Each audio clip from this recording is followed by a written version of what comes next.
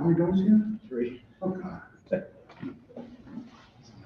they told the president. Where do you say?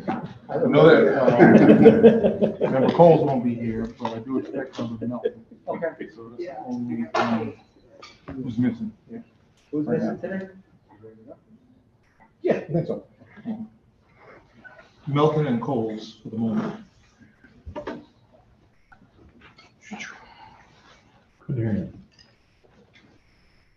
Okay, the city notice, New Haven, 2023 Charter Revision Commission will convene to hold a workshop at 7 p.m. on Monday, January 30th, in the Board of Alders chamber located at second floor, City Hall, 155 Church Street. Organize, work with the commission and meet with council to the commission. For order, Honorable Michael Smart, Chair Test, Michael Smart, City Clerk. For accessibility accommodations, please call 946-7651. Voice for 203-946-8582 TTY. Public comment testimony will also be submitted via public testimony at newhavencT.gov before 2 p.m. on the day of the meeting. The meeting may be viewed at the Board of Aldermen's YouTube page for the ongoing COVID-19 protocols during events as required at the meeting. Start by, to my left, members of the commission introducing yourself. John Keys. Serena Sanborgo. Michael Smart. Richard Furlow. Ann Schwartz, Sandra Dorina. And Sal DeCola. Okay. And I'm Steve Metnick. So tonight, we're going to be hearing from council, Attorney Steve Mendick. As we here to start our work, first of all, I'd like to welcome everyone, members of the public. I want to acknowledge Alder Frank Douglas, Alder Sarah Miller, and then Alder Herrera, Alder Campton Singh.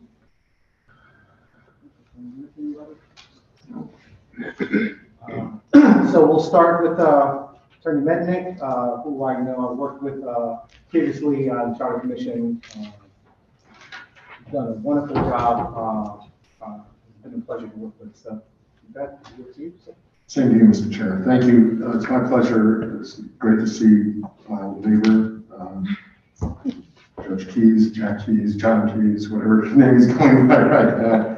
And Serena, it's nice to see you and members of the board, and I look forward to getting to know some of the new members over the next few months.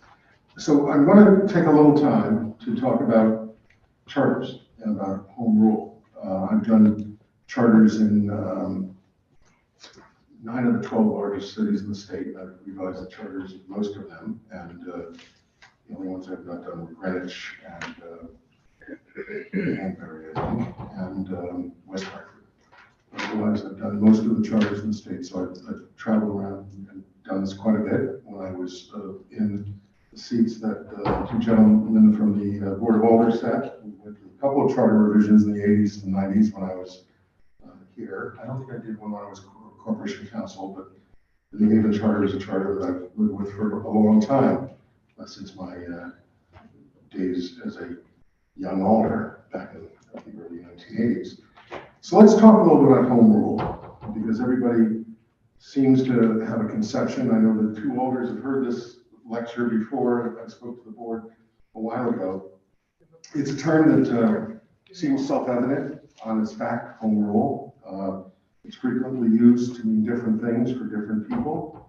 It invokes a degree of local authority, that's true. Local control, that is true.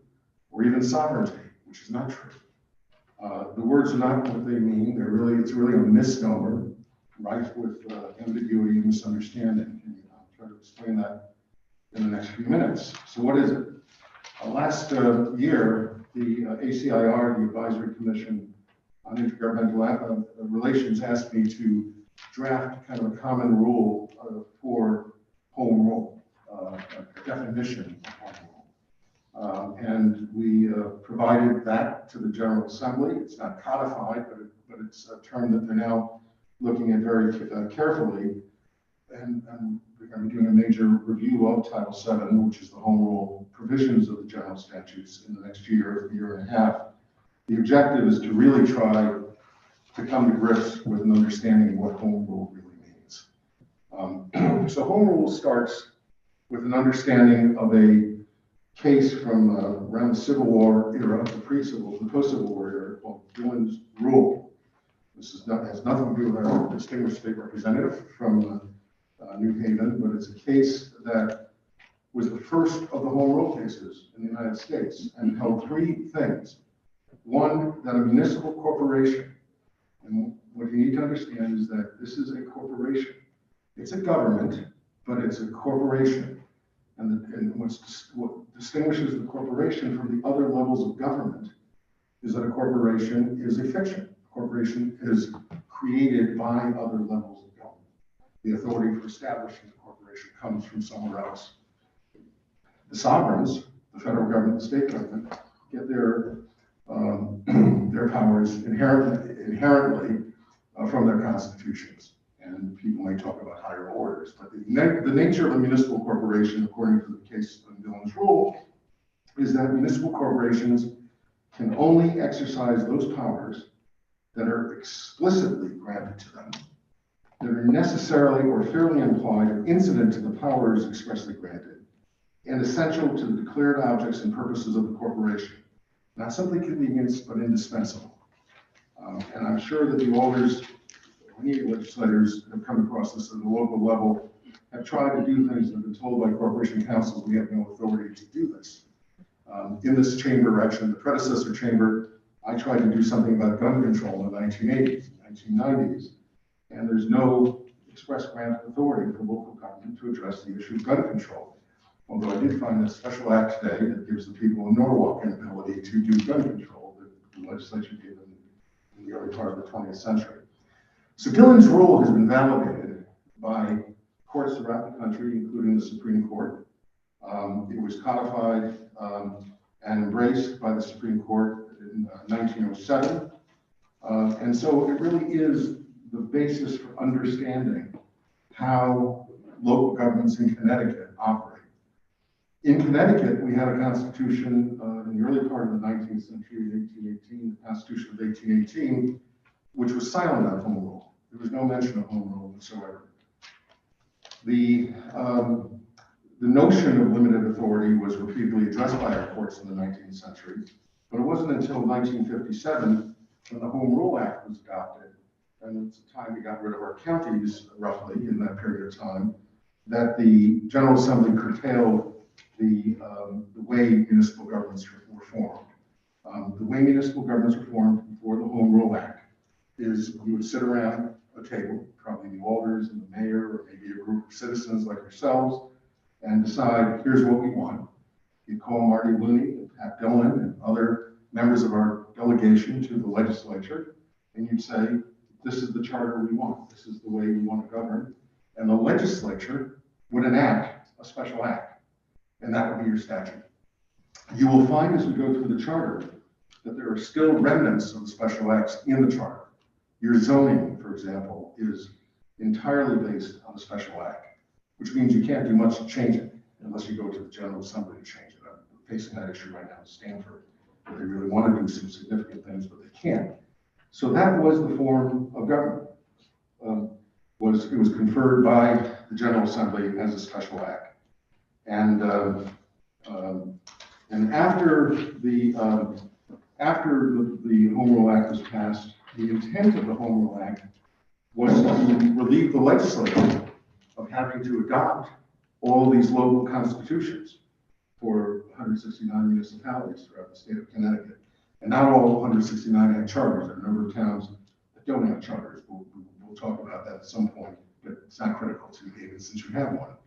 It was also to enable the municipality to draft and adopt a home rule charter, which is the organic law of the city. It supersedes its existing charter and any inconsistent special acts. So you have a choice with your charter with regard to the special acts that are in the charter to live with the special acts. And I strongly recommend that in areas where the special acts are useful and helpful and give you a unique power that you wouldn't have otherwise. or to eliminate the special act and operate completely under the Home Rule Act, as long as it is something you can do under the municipal powers section of the Home Rule Act.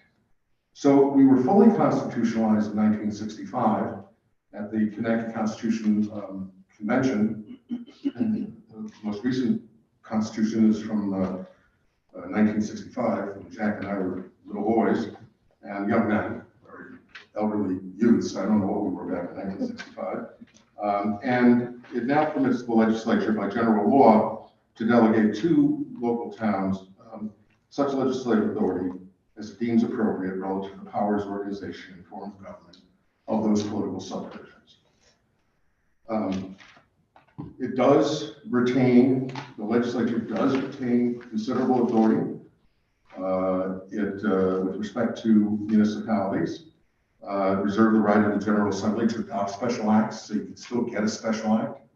Not many are passed. We circumvent special acts in the modern world.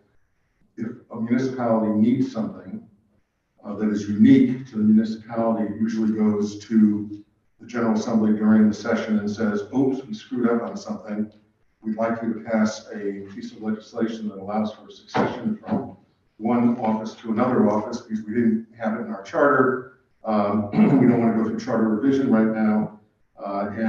So if you can do it for municipalities with a population between 105,000 and 120,000, it's not special. It's a general statute, but we happen to fall into the 110 category or something like that. So you create kind of general law that is really very specific. So I've seen that occur. But there still are, from time to time, special acts that are adopted. I've just recommended to Stanford that if they want to do a comprehensive review of their unique zoning provisions and don't want to go to state law, Title 8 under state law, they have to play nice with the mayor, and everybody needs to sit down and come up with a plan for what they want to do and go to the General Assembly and change it. So you can still do that. Same thing I would say to New Haven, if you're unhappy with your special act zoning and you don't want to eliminate it because there are elements of it that are unique and that are historic for the community, you would have to go to Hartford to change it. We can't do that here at Charter Revision. So home rule is an artifice. It's a construct for the orderly operation of local government. The critical point, I'm going to say this multiple times today, you can throw something at me at some point during the course of the meeting. I don't want Jack Hughes to take it seriously, because he's the one who might, that there are no inherent powers at the local level. There's no inherent authority for self-government. Our capacity for governance is derived entirely from the authority of the state of Connecticut. It doesn't sound pleasant. It doesn't sound like we have a lot of authority, but we actually do, because it's a fairly broad mandate that we get under home rule. The other important point to understand is that silence is not authority. A number of you, you'll hear me say this, I can see it on the list of 10, but I guarantee you, I could be wrong, somebody from the public will come to the public hearing and say they want term limits on elected officials in New Haven.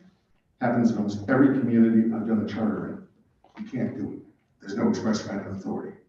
I argued the case for recall at the state of Connecticut back in the 1980s, where a municipality was trying to adopt a recall provision, and we ended up getting the Supreme Court to say that there was no express grant of authority, and therefore you can't have recall in the state. Same argument would apply to term limits. And so in one of my municipalities, this happened a couple of years ago in Middletown, I made this statement to the commission. And at the next meeting, somebody raised their hands and Mr. Mednick, or Attorney Mednick, or Steve, or whatever they called me. It's funny because I just took a look at the town of Wilton, and Wilton has term limits. Turns out Bristol does as well. And I said, oops. And I said, well, it's either got to be a special act or they screwed up. It can't be anything else. And I called the first selectman. I represent the Western Connecticut Council of Governments, and I know the first select woman there. And she said, yeah, we got it. We know it's not effective. And I called the town attorney. Yeah, we got it. It's not effective. And then I called the chair of the Charter Commission, who's a very distinguished lawyer whose name I will not utter in a public setting. but a really good guy and a really smart guy, a bankruptcy expert. But I told him, I will not give you opinions on bankruptcy, and I would ask that you not give opinions on home rule, because his view on it was there was no law that said we couldn't do it, that the laws were silent. And we thought that the law was silent, we had the authority to do it. And I said, no, silence is not authority. You need to have the express grant of authority to do something under charter revision. So again, I told you before, we're creatures of the state, we're corporations. They're really reinforced by the words of Dillon's case. Judge Dillon, in the 19th century, it was almost like he was quoting from a Gothic novel written by Mary Shelley. He said that legislatures breathe into municipalities the breath of life, without which they cannot exist. And as it so creates, so it may destroy. It really sums it up very well, and it's really a very cogent explanation for home rule. So again, express grants of authority exist in the state law dealing with the structure of government. What kind of government do you want? I think I say this a little later, but let me say it now. There are only two absolute requirements in the charter. One is that you have an chief executive official. You can have a mayor. You can have a city manager. It can be a chief official, a chief executive official. You can have a number of forms of government. You can have a first select person to be the chief executive officer. The other mandatory provision to have a legislative body. You have the Board of Aldermen, it could be a city council, it could be an RTM, it could be a town meeting, it could be any number of constructs could qualify. So, I don't think that on the list of 10 things, I don't see the structure of our government being an issue, so we're probably not going to address it, but the structure does mean something. And it comes into interplay with the next thing I was going to talk about, it's like the functions of the government. In prior charters, we refined the charter a little bit in New Haven to start eliminating some departments and really trying to move as much of the governance and structure of governance to the elected officials in real time. My ideal charter would have a structure that has your chief executive, let's say a mayor, your legislative body, the Board of Alders, and when it came to departments and boards and commissions, I would sit with the Charter Commission, with the mayor and legislative leadership, and say, what are the essential departments that must be laid out in the charter, that have to be laid out in the charter? The key ones, and I'm not talking about the service departments to the public, but that make the government run. Things like procurement, civil service, those kinds of things need to be in the document, because those are the things that make government work, so that you can provide healthcare assistance, and you can build the roads, and you can provide the police and fire service. On the board and commission side, which boards and commissions have to be mentioned in the charter? There are some planning and zoning, the city planning commission. The zoning functions are usually critical. Civil service functions are critical. In some places, the pension commission is a critical function for municipalities. But a lot of the other boards and commissions, including things like the police commission or fire commission, don't necessarily need to be there, because one of my communities is actually right now thinking about consolidating police and fire into a public safety commission, to have one commission that deals, and maybe bring the health people into it, and the emergency people into it, for one commission that addresses those issues, the issues of emergency response. So why lock yourself into a structure where you have those separate entities when you have an opportunity to do some consolidations that make sense in real time, and have the alders and have the mayor decide what those boards and commissions should look like. A lot of communities, I don't know if New Haven's facing this problem right now, the alders and Michael, the chair, would be able to tell us better, are having problems getting people to show up for meetings. Quorum is a big problem in a lot of boards and commissions. The most recent Hartford charter, we have given the city council the ability to do a 5-year look back at all the boards and commissions in the community, because they have very few, actually, I've actually weaned most of them out of the Heartland Charter over the last 20 years, have the ability to shut them down or consolidate them. Because sometimes boards and commissions are created in response to a trend that may have occurred in 1997 that doesn't exist in 2023. And so do you really need to have that commission in your charter? So that's one of the things we may look at, but we have a very short period of time. Other express grants of authority deal with the fiscal issues, the budget, bond, capital budget, operating budget, those kinds of things. Very, very broad authority. Personnel, I mentioned that a few moments ago, civil service. And it's really important in this regard to understand something that's very important. I think we've actually done this, Mr. Chair, in the New Haven Charter, and I've been doing charters in the last 15 years, is to mention in the charter the critical role that collective bargaining agreements play in local government. The alders will know this, but others may not, that collective bargaining agreements trump the contents of a collective bargaining agreement, trump local law. So if you have a provision in your charter, for example, police discipline, fire discipline, any discipline, disciplinary provisions, but those are the areas that are most controversial. If your mayor and your legislative body have approved disciplinary provisions in a collective bargaining agreement that are different, that's the law. That's the law. It trumps it. And that's very important to understand as you're going through the charter. And I've had to reverse engineer in communities where the police commissions actually play a role in the collective bargaining agreement. We've reverse engineered our charter to comply with the collective bargaining agreement. What we said to the mayor and council members in that community is, don't change it again. You know, this is supposed to be self-governance, not governance by a private group that negotiates a good deal with the city. And why it goes through a city process, the board of alders approves collective bargaining agreements. There's not as much public exposure to the approval of a collective bargaining agreement as there will be to this document. So I basically say to people, let's reverse engineer so people can, I'll give you the example. In Hamden, there was a shooting 3 years ago, a police shooting 3 years ago. I was counsel to the legislative body there. And the charter did say what the disciplinary authority was. Try explaining that to the public when there's 500 people in the room. And the charter says it, but the collective bargaining agreement says something else. It was not an easy night. And so that's the town where we actually reverse engineered to bring it into, it wasn't a huge differential, but there were a few different points there, so we kind of reverse engineered how our charter complies completely. Hamden has an incredibly robust disciplinary process and a very strong police commission. We'll see how it works. They just adopted it last November. So the conundrum of local control and local authority. So you can have local control with limited authority. You know, police department is responsible for prevention and suppression of crime, but most municipalities, not Norwalk, has the legal authority to control firearms within its geographic district.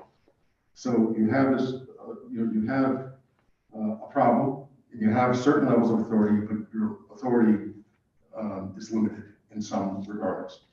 You can have authority, but have limited control.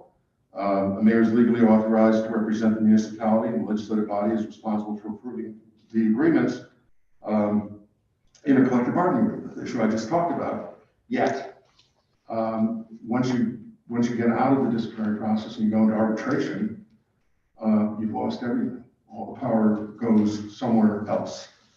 That's a different issue for another day, but I just want to give you that as an example of that particular conundrum. So the municipal charter is your blueprint for governance. It's your constitution. This is where I actually mentioned it, that you have an executive and you have a legislative body. And there should be a strong balanced power. I was talking to the chair earlier this evening, And I have to say, from all the charters I've looked at, the New Haven Charter has a really strong balance. And Jack's been around a long time between the mayor and the council and the Board of Alders, Board of Alders. And it doesn't always exist in a lot of other communities. And it's also enhanced by the fact that you have a district-based system. I'll give you an example. Hartford has substantial powers on the legislative side and substantial powers on the mayor's side. They call it a strong mayor form of government. I think it's a misnomer. I think that they call New Haven a strong mayor form of government. It's only a strong mayor form of government because the mayor works full time. The legislative bodies in both those cities have extraordinary power on long-term contracts, multi-year agreements, on ordinances, on the budget, enormous powers. If you ask me what you would want to do to enhance your power, the only thing you can do is take away the mayor's veto right. You know, I think you have all the authority you need. But New Haven also has something else. You have a district-based system, a ward-based system. Makes it more difficult for a mayor to impose his or her will on the body, different in Hartford, where they have an at-large system. So while the Hartford Council has all this authority, when it comes to the issue of power, different than authority, the mayor has a lot of power because he can go to the 9 members and say, you like being on the ticket? You enjoy being on the ticket? Then go along with me. Because let's see how easy it is for you to get reelected to the council if you have to run a citywide election. So people don't think about that, but the structure in your city is meaningful. And I'm not suggesting that the current mayor of Hartford has done anything like that, or past mayors of Hartford, but just to use it as an example. And Hartford's the only big city in the state that is left with an at-large system. Middletown has one. But Waterbury broke away from an at-large system about a decade ago. And I did not expect Waterbury to go in that direction. They did. So the goals of a charter revision ultimately are clarity. You want to make sure that the members of the public can pick up this document and understand it and read it. I've tried over the years, I think New Haven's in pretty good shape at this point, to break up these old charter documents that had walls of words that were just sitting there. They're all meaningful, and if you broke them up, you'd understand them. When you see the wall of words, 20 sentences in one paragraph, it's kind of hard to find out what the essence of that section is. So I've over the years, and we'll look at the charter for clarity in this regard, to break them up so that you can look at it and say, aha, there has to be a public hearing here. So it says public hearing. It has to be, there's 5 days between the public hearing and the final action, or that the Board of Alders can't enact an ordinance while having a public hearing near the end of the process, so the public gets to speak closer to the time the Alders are acting. And in New Haven, your public hearings tend to take place before committees, which I think is a very mature legislative approach. In other communities, the members of this body will be holding public hearings with 30 members conducting the public hearings. So you do that occasionally with the committee of the whole, but it's not the norm in New Haven. The other thing so that's clarity, so that the public understands it. Clarity is also important so that the members of the bodies understand their job. The members of the Board of Alders, I remember being totally freaked out when I was a young alder, brand new alder, in 1982. And I thought I was a pretty smart guy. I was a young lawyer, and I thought I was a very ambitious politician. I was freaked out for the first 6 months. I didn't understand the language. I didn't understand many of the things on the agenda, how the agenda worked. And then to look at the charter, which was a little more dense back then, it's not easy. I remember sitting with other colleagues thinking, my God, what am I doing here? It was really frightening and daunting. So I tried to make the charters a little more readable for everybody, and even in more plain language if we can. It's not perfect, but I think we're trying to move in that direction. Number 2 is flexibility. We talked about this a little bit earlier.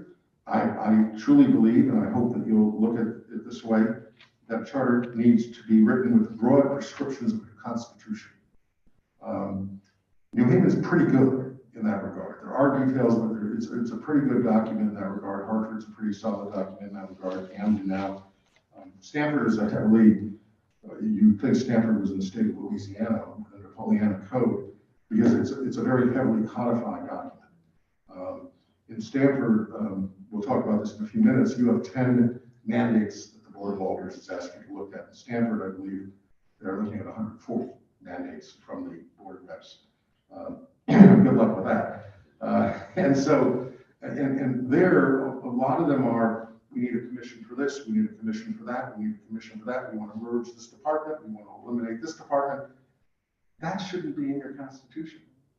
And so the idea is to maintain flexibility, enough guidance so the alders and the mayor know what they have to do and know when they're violating it, but enough flexibility so they can actually govern in real time to deal with real problems. And that's the objective I try to work with my commissions, with my legislative bodies. Accountability, you want to make sure that the document has a balance of accountability. I think New Haven's in pretty good shape in that regard. I think you have a strong legislative body that can look at a mayor and hold the mayor accountable. I think you have a strong mayor who can come to this body and hold you accountable as well and lay out expectations. And I think that there's a clear platform for the two branches to really hold major levels of accountability. That's not true in every municipality. I won't get into some of the problems around the state, but I think New Haven's actually in pretty good shape and our documents in good shape. The most important thing is to avoid the culture of disregard or paralysis. You don't want to have provisions in the charter that are so onerous, so difficult, or so ancient you don't understand them, that they're written in 19th century language. And you'll find that in some of your old special act provisions that are written in ancient language, basically, that was considered to be what they called legalese back then, that most attorneys I know, including myself, have a hard time understanding sometimes. And if we do, why should anybody who's governing or anybody who's being governed be able to understand any better? And so you want to try to reduce ambiguity, and you want to have a document you can apply with, not a document that you're going to disregard. When I was on the Board of Alders, I wish I could remember this, maybe Jack does. We had a corporation counsel, the late great Charlie Allen, I forget what the issue was, but we had a real problem with an interpretation of the charter, and Charlie ended up averting the provision of the charter by adopting the rule of practical wisdom. Remember this? State shorted us, and you had to readjust the budget after the time period. That's exactly. So the The rule Supreme of Court said you could do it too. the rule of practical wisdom. And so you want to avoid that if you can. You just want to avoid that. And so your job now is to really figure out in the next couple of weeks what the scope of the enterprise is going to be. We do charters every 10 years in New Haven. You can do a charter every year. Period in the 1990s where Bridgeport was doing one a year. And so while the Board of Alders has given you some guidance, they have 10 items that they really want you to look at. You basically have authority, their authority and legal authority to look at anything you want to look at. And so how do you define the scope? The next meeting we're going to hold will be the public hearing. And I think that's a really terrific statutory construct to start with the public hearing. You start with the legislative body giving you the authority, and then you have your public hearing. And usually after that, there is a meeting with, if the mayor wants to come, other members of the Board of Alders, other local officials, maybe state officials who have an interest in things in New Haven. They would come in, members of boards and commissions, department heads, whoever wants to come. You try to invite those people in to come and give you their perspective.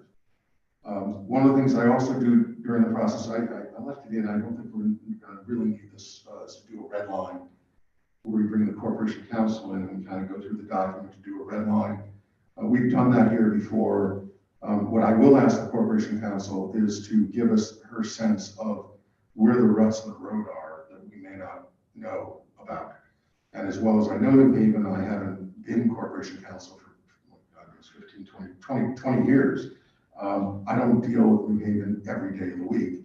And I don't deal with the charter every day of the week. week. So one of the things I like to say is that I may know a number of things, but I don't know where all the problems are. So I will ask the Corporation Council to assist us in that regard by giving us a kind of a sense of the lay of the land and things in the last 10 years that she has found in her last 4 years or 3 years that have been problematic and presumably go to the members of her office to do that.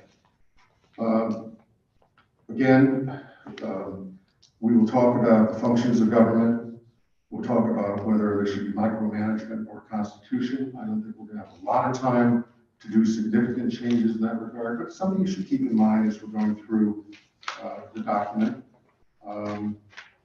Again, I'm going to start repeating things a little bit. It's a tricky assignment. There's no inherent power. There's no implied powers.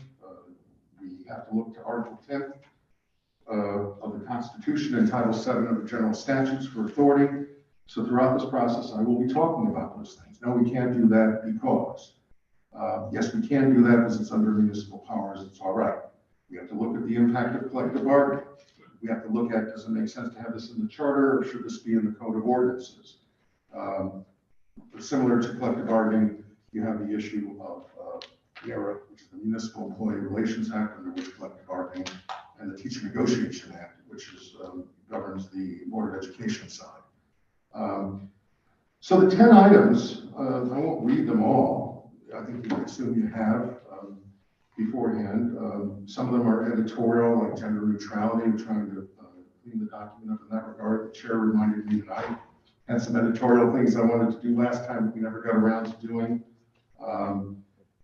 There's a correction of something with regard to appointments on the Board of Education that we will address to make sure that we don't run into those issues again, compensation issues. The 4-year term, I think, will be a big issue on how that's addressed.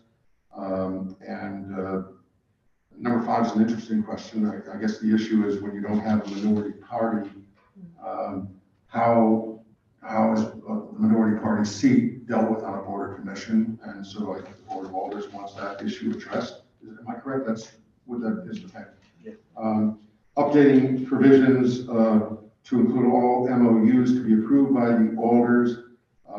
One thing, I think it's in the charter, and if it's not, we should put it in the charter, and that may cover a number of these things, is only a legislative body, as the fiscal authority, has the authority to approve multi-year agreements. So if the mayor has money in a budget that is appropriated by the Board of Alders, and that money is sufficient to fund a contract in that office, the mayor has authority to do that. But remember, that money is in this fiscal year, for this fiscal year. Even with that situation, if the mayor wants to fund it over 2 years, or wants it to extend over 2 years, it needs to be approved by the Board of Alders. And that is true even of the Board of Education.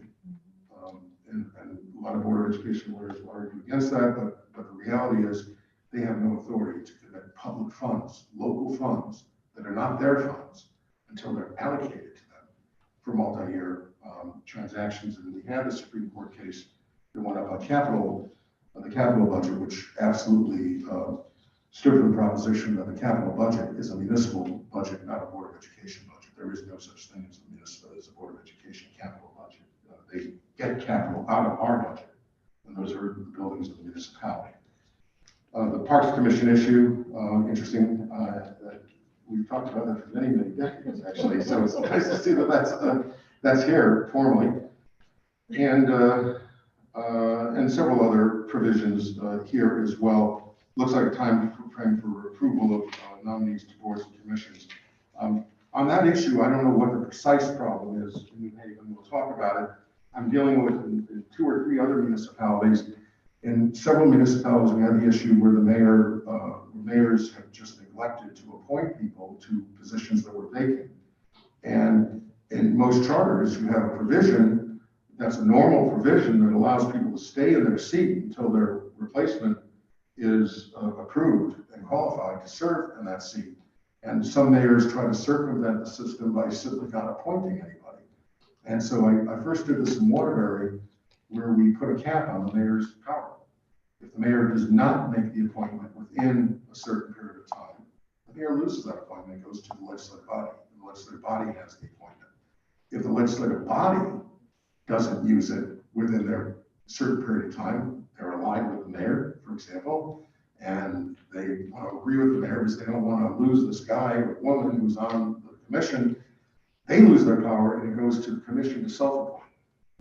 And then it has to be approved by the legislative body, but the idea is to eliminate the lethargy or the games that are played, the kind of Machiavellian games that could be played with that kind of provision. That was not the intent of that provision. The intent of that provision was to make sure we had orderly operation of government, people operating in good faith. And it's been abused. I don't know if that's the issue here in New Haven, but it's been abused in other places throughout the state.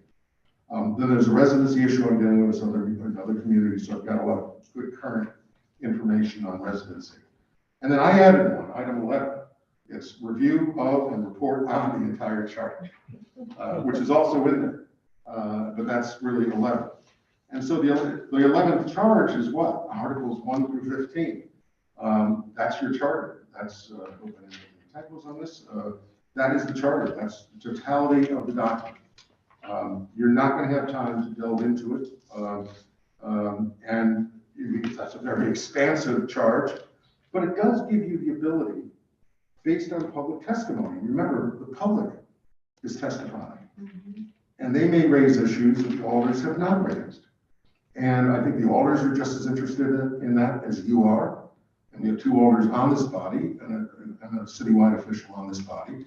I think everybody's interested. So it does give you the maximum flexibility to address those issues as they come up in an appropriate way. So while it's expansive, we're kind of limited by time and circumstance. May 15th is the day this report has to go to the Board of Alders, and you need approval of the Board of Alders to get this charter on the ballot in November. So I want to make this point. It's not in my PowerPoint. I've had members of charter commissions say to me that they really like being on the charter commissions. They're independent. They can do anything they want to do. And that is true. The charter commission has a broad mandate to do whatever they want to do. But if you want this on the ballot, you need to be mindful of the fact that you were appointed by a legislative body. There's no veto over this. This is really a legislative function. We need to be respectful of mayors. Mayors have citywide impact. And if we do something that the mayor doesn't like, the mayor can have tremendous impact on the outcome in November, depending on the issue and depending on the ferocity which the mayor opposes things. So you really don't want to disallow the fact that there's a mayor out there, but the mayor has no formal functional role. And I think I'm pretty confident in this situation we won't run into this problem, because we have 2 alders here. One of the things I always tell my commissions is we need to manage with the legislative body. So yes, do the things you think are right. Take the steps you think you need to take. But let's sit down from time to time with the leadership of our legislative body to make sure that when they get this document in May, that they are things that they will find palatable or they are persuadable. So, you may not get the best response the first time if you come across something that they hadn't thought about or they may think is politically difficult or whatever it may be, but we really need to make sure we maintain that balance throughout the process. So the process, again, they created you. There was, on the first day there was light, and and then you were appointed, and now you're here for this meeting. The next meeting is going to be the public hearing. It's not a partisan activity, and that's why they cap the number of people of one political party that can participate in this process. The end of the process is very interesting. I kind of alluded to it. When you give the report to the board on May 15th, I might have asked for a week or 2 more because they're still in the budget process. I would have tried to get them through their budget process so you could at least have a couple more weeks for the document. They have 45 days, 60 days technically, to look at this. If they approve your draft report, it's a final report and they've approved it. gets done. We're all finished with the process. They then have to do the ballot questions, get them to the town clerk's office, up to the Secretary of State in early September, and then we're off to the races for the November referendum. If the board has questions about what you've done in the charter, raises questions, has recommendations that they want to make to you during that period of time, they're going to send it back to you with those recommendations. During the period that the alders have the document, I would hope that this commission will be sitting on this side of the table with some group of alders on the other side of the table, going back and forth on why things were there. I'm hoping that we'll do a lot of that during this process so that it will not be a complicated process. But the objective during that period is I tend to work with the two bodies to try to narrow the scope of the recommendation so that we can get closer to an answer, so that when it comes to them after it goes back to the commission, that we have a document that's going to be approved in the end. Doesn't always work, and there may be one or two issues where you have to go to war with the alders, and they're going to shoot you down. If you feel strongly about something, you might do that. But the real point is, feel strongly, but make sure on the rest of the stuff you work it out. So you sometimes have to, when you're an alder, you sometimes have to take the lonely road of opposition against your majority and against your colleagues, and they'll understand that. Everybody has to do that once in a while. The same thing will be true between these bodies. But what happens is they send it back to you with a series of recommendations. Then the commission will be back in business sometime in July for 30 days. And the alders have to approve this within 2 weeks after they get it back. So sometime around August 15th. If there is a turnaround period, this will be over. The alders then develop the questions for the ballot. They can do one, they can do multiples. It really depends. I can't tell you how many that will be. And so we have a sense of what it is we're going to be doing. The questions go to the clerk and to the secretary. I think they go to the Secretary of State for the municipal elections as well. And then they get approved at the referendum. This other stuff, the work plan is kind of repetitious. The next few pages are kind of reiterating some of the points that I made already. I then talk about the role of the council. I think I talked about this a little bit. My job is to give legal advice. One of the things I try to do during the process is do workshops. The chair and I talked about that. We're trying to figure out what workshops will make sense. We'll know that after the public hearing. I have a sense of some of them from the aldermanic priority list. Not all of them will be workshops, but several of them will. And what I try to do is I try to put panels together from different municipalities to give you their experiences in those municipalities. Al Lucas, I don't know if he's in the room, has been a star of many of my workshops throughout the state when we're talking about trying to build professional capacity. New Haven is unique. Hartford's now moving in this direction. I can't believe after 20 years I finally got Hartford to do it. They're trying to emulate what we've done in New Haven. I know Bridgeport is trying to do it budgetary wise. They haven't had a charter revision to do it. But we have a very unique function with the Office of Legislative Services. Hartford has a big staff. And I guess most of us who serve as politicians would love to have an aide-de-camp, but aide-de-camps don't really do the research for the committees. And that's what you have in New Haven. You have a really good staff that I think helps do the work. So we do the workshops, and I try to facilitate deliberations, interactions, try to give you a sense of things that are occurring throughout the state. I won't go through all my charter revision projects and my other municipal projects. I think that's it. And then there's you. I have your names at the end here, so I can remember everybody. So thank you very much, and I'll be happy, Mr. Chair, to answer any questions. Thank you.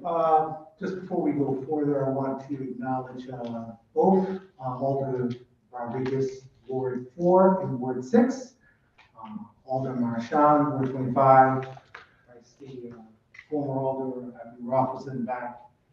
Miss anybody? Yeah, okay, and one of our commissioners next to Alder Nicola. Patricia? Yes, It's funny, introduce your name then. Patricia Malcolm. All right, okay, so any questions from the commission at this point? So, the next plan is we're gonna have schedule our, public hearing. And then we're gonna work on dates, for our meeting. I know I was speaking to council, and we wanna make sure we get our dates locked in, so we don't have to do special meetings, is that right, Steve? So we wanna get. Yeah, I think we have to do it by tomorrow. By tomorrow, so, yeah. I Yeah, know we but got- you're the town clerk, you, That's that's your bailiwick. and get them final. So, I think our next scheduled, public hearing meeting is for, February 9th. I think that was on the calendar. So, just see you now. For this committee? Yes. So the question is, true. February 9th. Okay, please. You got it. So, this is right, February 9th? Yes. At 7 PM? Yes. Okay, this one I did there. So we can do, yeah, so right now, let's do 6 o'clock. 6 o'clock? Oh, 6 o'clock is fine. Okay. Is 6 better for everybody to get started? 6 Okay, that's fine, no problem, no problem. 6 o'clock. So the question is whether you want to have 1 or 2 meetings a month. You don't have a lot of months left, and so you may not use both meetings, but you might want to have a schedule where you have, you know, whether it's a second and fourth, I think we, first and third. 2 a month. Yeah.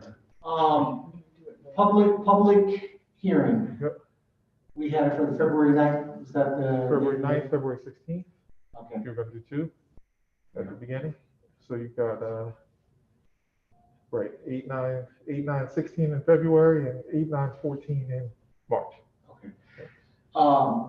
Steve brought up an issue as far as making sure that we kind of get the meetings all on schedule so that we don't have an issue when we have a special board meeting. We have to get it in by the end of January. You want to get them posted by tomorrow so that they're regular meetings as opposed to special meetings? So you- Well, that's part of their agenda Yeah, today. that's exactly right. Yeah. So here's- Let me clarify. In terms of those meeting dates that you just set Right. out, did you say February 8 and 9? 8, 9, 1 is a backup, I believe, yes. Okay. So 8, 9, and 16. 1 is a backup in case there's snow or some issues. And then March, it was 8, 9, 14, I believe.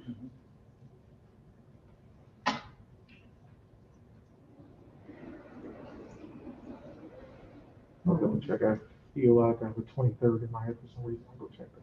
And that was the backup for, in case of snow, the 23rd of March? There's a 23rd as well, I believe. So, and those are all public meetings? Well, all your meetings are public meetings, but there's Yeah, only right. 2 that are public hearings. The rest Public are- hearings, I'm sorry. Only 2 are public hearings. The rest is your work. Public hearings are the 8th and the 16th, or They- Yeah, the 9th of February is your first public hearing.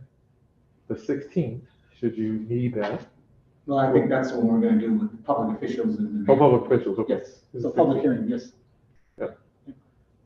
So 1 is just generic, right? And then 1 is for public officials. And the 16th is officials. So then the only issue is, April. Yeah, April is when we get there. Well, You gotta figure out, we wanna get it all posted, so we wanna get there tonight, that's what we wanna do, so. So we got the 9th and the 16th of February. And so what do we have in 9th March? and the 16th of March, correct? That's what I was about to do. You were looking at. That's an extra day. If you move to the snow. That changes.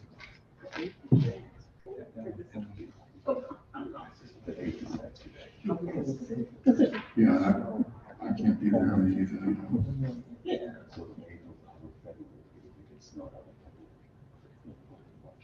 We're gonna get snowed out. Oh, March 8th. So let's start with you. So February 9th, That's a public hearing, February 16th, official meeting. let's go to March.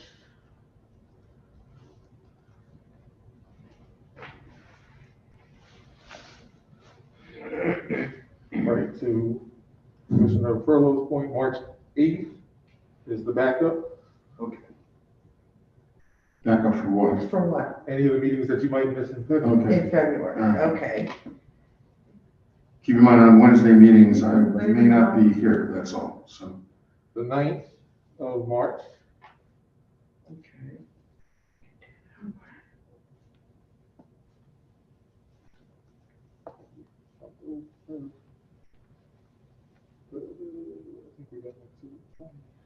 Can we go to the 20s?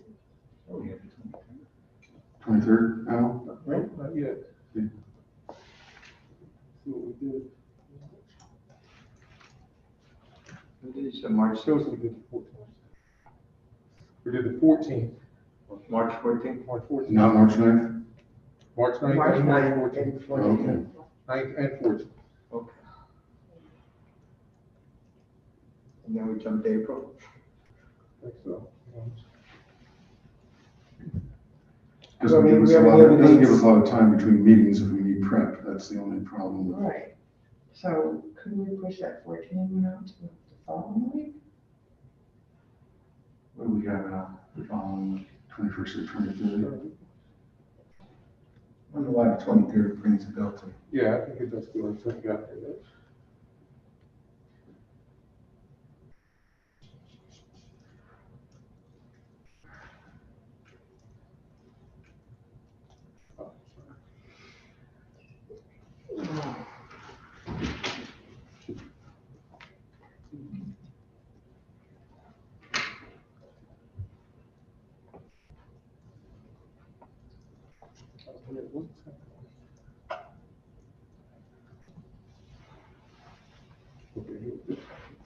So, March 8th, March 9th, March 14th.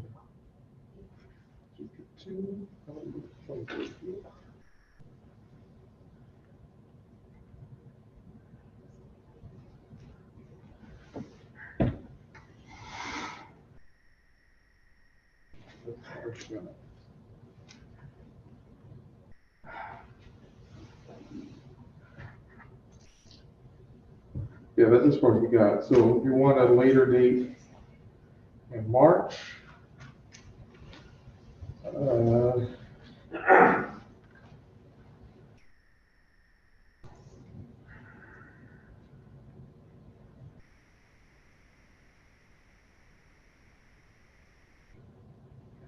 see.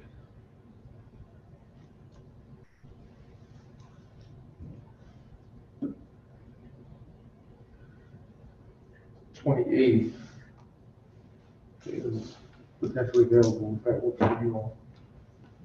That's 20. I'm good. 28th. Instead of the 14th, You know what? In addition to, in addition to the 14th. you said that, and that's a backup. Yeah, that's good. 20th. So we're doing the 9th, the 14th, and the 28th. That's correct. If we don't need them all, we cancel one. Right. You're better off just getting them. on the Absolutely. calendar. March 8th is that makeup day, right? That's the one calendar too. Yeah. Right, We need it. 3/8 would be good. Weather, for weather, February. Okay. Remember, if you get snowed out on the public hearing on the 9th, then the public hearing has to be the first meeting, so it has to be on the 16th. So Okay. the official meeting that would get kicked into March. Okay, so it just gets pushed. Yeah. Understand. Got it. Makes a lot of sense. You said you were looking for an April date? April. Oh, it's- 2 in the backup for April, right? Yeah, I would say. You looking for 3 meetings, April? 2 in the backup. I mean, just put the dates in. If we don't need it, we don't. Yeah, it's just gonna be hard with the, Budget. whole budget. It's kind of a critical month.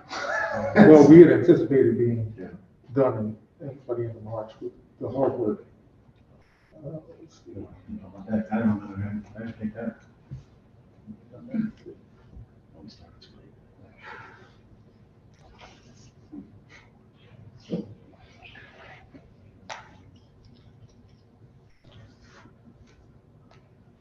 So you got April 11th,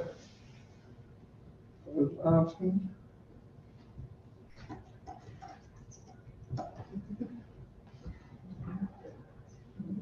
April 12th as an option.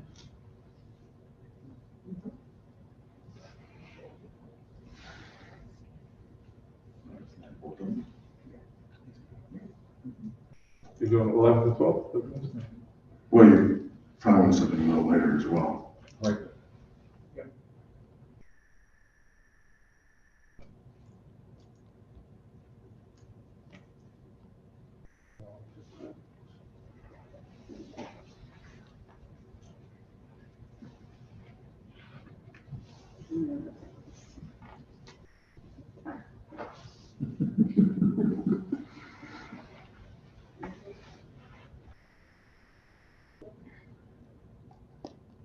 Stage falls on the second gig this year. Is it? You want to get some extra days?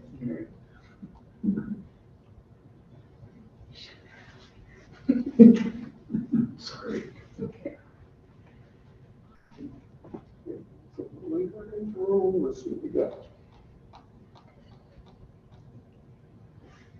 Just for the record, sometimes, as you get to the end of the process, I may suggest Saturday meetings. If you run to a jam. Because you could do longer meetings and everybody's a little more refreshed. I have one commission that's committed to the last Saturday of every month now, so I can't do the last Saturday.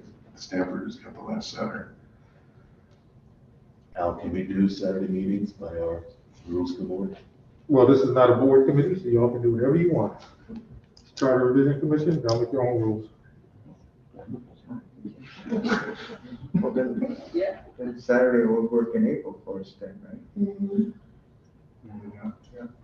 When is Passover? We answered our questions. Passover is, April 5th. 5th. Yeah, the 5th through 13th. So later in the month, it's fine. What do we have on April 15th? That's past Easter. We got the 15th. 15th or the 22nd? That's. Oh, yeah. 18th. 30 accountants on the. We had the 18th, but the Patriots. People be doing the tax. Right, so the 25th of April, 22nd. 22nd. The 25th is clear on, is what you're saying? Yeah, I'm still on weekdays. There you go. I You want to put that don't down? want to do a So you have a 25th? Yeah, We'll just put them down and then, we'll figure out, is that our 25th? 25th. Yeah, that's a Tuesday. Right. And then we have the 22nd, we said, this Saturday? Yeah, that's Saturday.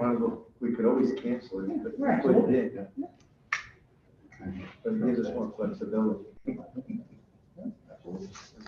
Is there a meeting earlier in April than the 22nd? Yes. yeah, we do the 11th and 12th. 4/11 to 4/12. And remember, we're gonna have to have a public hearing sometime before the 15th of May. Right. Yeah, that's probably the last meeting in April. So you probably have one more business meeting, then the public hearing, and then the final action. When the resolution says Maybe. May 15th, that means it has to be in the town clerk's office that day. So we can't have a meeting that evening, it would have to be done before the 15th, right now. It needs to get to us on the 15th, so you can meet that way, as long as we get there on the 15th. Doesn't have to be by the court. so- Well, we got the town clerk, we're gonna have a stamp, we'll have a Exactly. stamp. How we, I don't know. You're good through April at this point. Okay. Then why don't we, then we can do special, I mean, then if we have to do a couple special meetings, for the month of May, it's not a big deal, because Shouldn't happen, you got it. yeah, we pretty much will know what needs to be done at that point. The public hearing, You don't want to put in a date? Well, the 25th, if you work towards the 25th. Right. That should be your date for you all. Okay, Yeah, all right, so that we can get it, and then if we need. Yeah. then we do a public hearing. that's fine. Okay. And then you meet right after the public hearing to take your final action. Right. I mean, unless we have, On the 25th. you know, no, not 25th, but maybe early first week of May or something. If they're gonna be That's gonna be hard for the office. First week of May is swing for them. What do you have in the middle? Around 15th? Well, remember, that's when, We have to that's when you're done. submit on the 15th. No, around that date, I'm saying. What's closer to that date, anything or no? Any date in May, early May. Gonna be on the weekend? You don't have your public hearing on Saturday. No, that's true. Okay, you're right. I agree. Oh, hold on. It is Shabbos.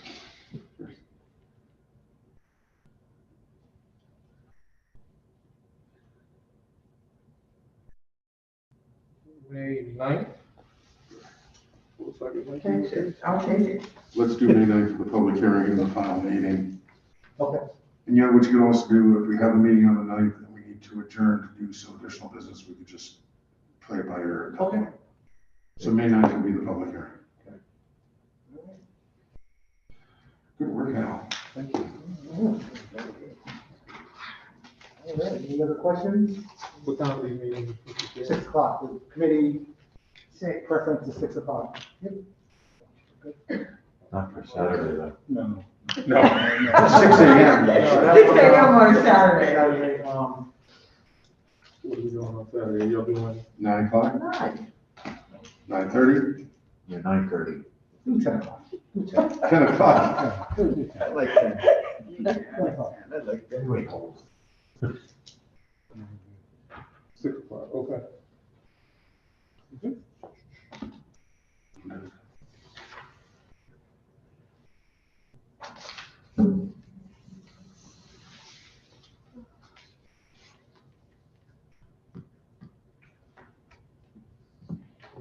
Okay, any other questions, comments, any other business? Okay, we got it. Motion to adjourn. Anything else we missed anything? Oh, and I'll You want, I'll make a motion to adjourn. I make a motion to adjourn. Yes. Need a second? Second. All in favor? Aye.